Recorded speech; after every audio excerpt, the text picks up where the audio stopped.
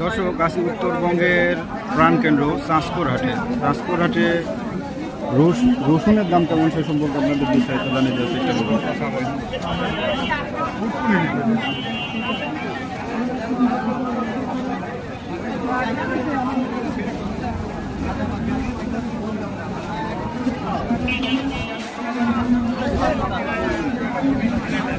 দেখুন এক ভাই সুন্দর কোয়ালিটির রসুন নিয়ে আসছে। ভাই এই রসুনের দাম কেমন হচ্ছে ভাই?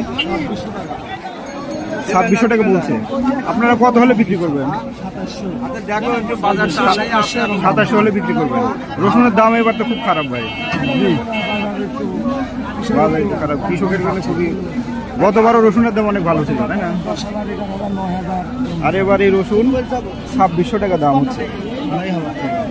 ভাই ভাই বলতেছে আর 100 টাকা হলে বিক্রি করে দেবে। কৃষকের খুব লস হচ্ছে। ওকে ভাই, ধন্যবাদ।